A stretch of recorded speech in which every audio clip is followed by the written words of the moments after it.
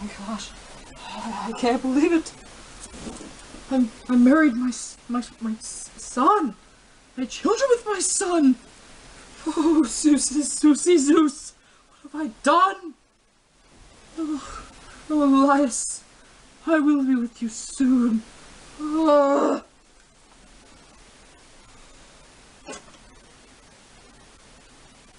By my father's brother's nephew's cousin's former roommate, I take life.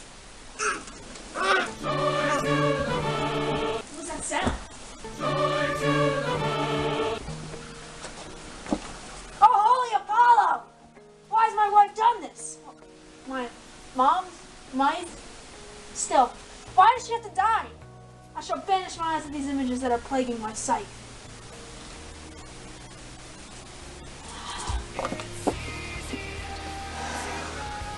Ah!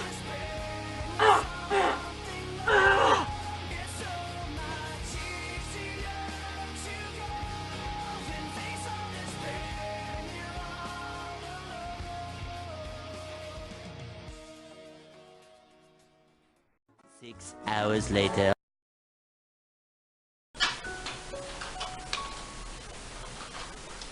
I speak out to you, honored citizens of Thebes. No matter what you have seen here, you will still be loyal to the house of Labdacus. Nothing, not even the Istar River, could cleanse this house. The evils brought on not by accident, but by choice. What we do to ourselves brings us most pain.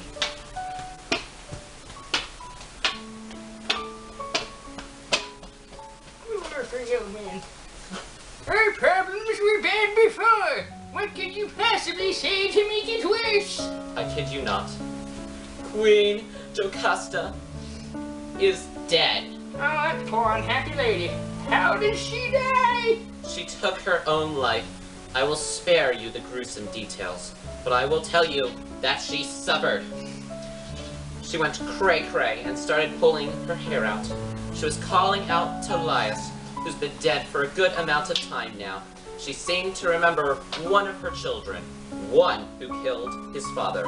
She lay moaning on her bed, moaning about how she bore a child with her child.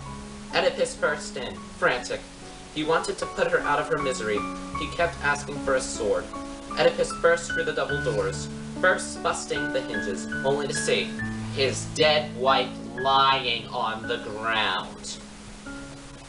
In despair, he stuck his eyes out, crying, "My eyes will never see pain again." He struck his eye sockets again and again, blood spurting from his eyes like rain. And has Oedipus found something to soothe his pain? Everybody, gaze upon the killer of my mother and my father. He wants them to cast out of Thebes, so his curse wouldn't infect the inhabitants. His agony is more than he can bear. Be prepared to see a destroyed man, both his body and soul.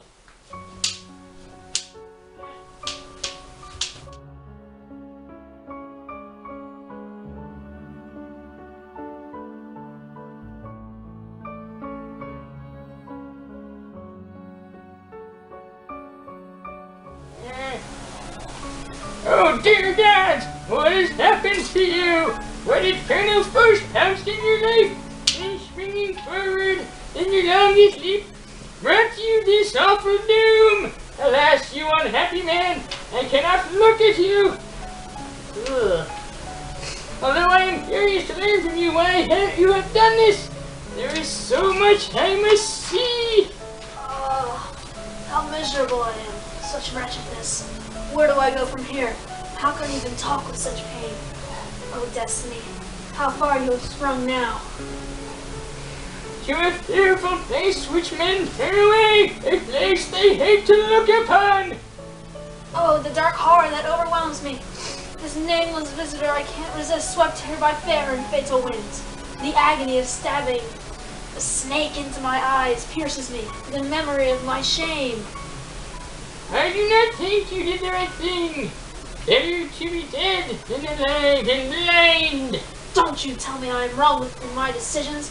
If If I could see, I don't know how I could live with the sight of my mother or my father when I do arrive in Hades. Against these two I have committed such gruesome acts that even if I hanged myself, that would not be sufficient punishment for my crimes. Neither the city nor the massive walls with their sacred pictures of the gods. I have depurified myself by telling everyone they had to banish others, while it was me who was in the wrong. If I could somehow cover my eyes to escape sound, I would do with no hesitation.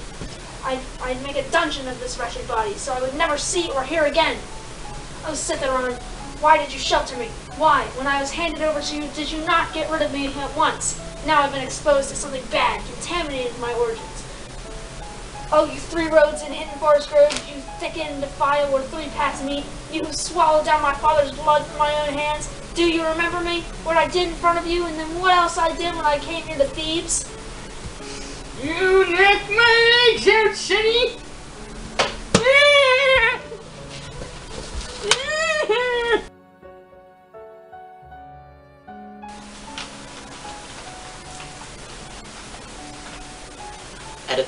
Oedipus, can you still hear? Who are you? I am Creon. Oh, hello. Oedipus, if you no longer can value the lives of other people, then please, acknowledge the Lord of the life-giving light and stop polluting the general public. Not even nature herself dares to welcome you now. Please, let us take you back into your house, and so only your private family will have to behold you. Am I that much of a burden to behold? Medusa is prettier to look at in the eye than you are. Then please, as you have acted so kindly to me, much different than I ever expected, since I am the very worst of men. But would it not just be easier to dispose of me now? Yes, but first we have some matters to attend to, and we should not continue without consulting Apollo. Dear Creon, I have a last request for you to ask Apollo. Will you give even a depraved man as I that comfort? Of course, please. What is your trouble? Please, bury my wife and mother Jocasta as you see fit. She is your sister, and you should bury your own. Also, let me make my home up in the mountains by Citharon, whose fame is now my own. When my mother and father were alive, they chose it as my special burying place, and thus, when I die, I'll be following the orders of the ones who tried to kill me. I never could have escaped this fate, except by some strange twist of fate. My 2 boys do not need to be looked after. They can survive on their own. However, my daughters will need help. Look after them, please. I will look after your daughters. One is coming right now to see you, one last time. I know the joy they have always given you, the joy which you need now.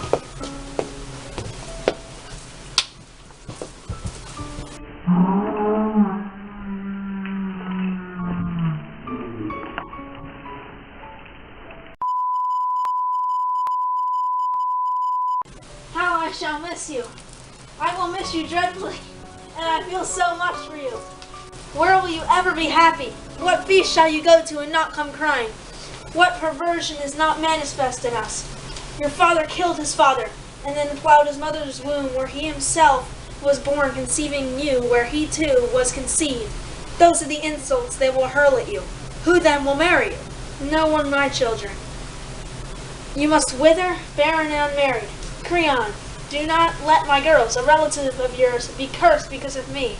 Help them and be like a father to them, I beg you. Now, my daughters, let me embrace you one last time.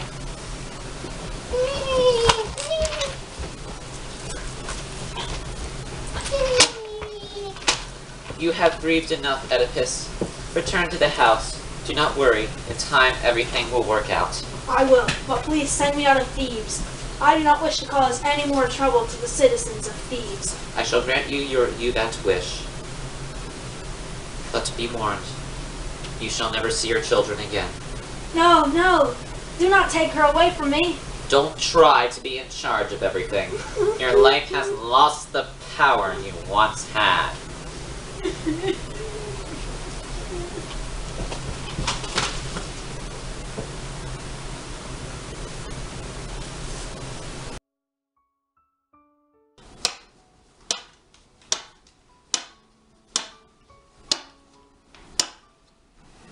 You residents of Thebes, our native man, look on this man, this Oedipus.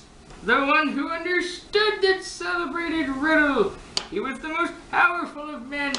All citizens who witnessed this man's wealth were envious.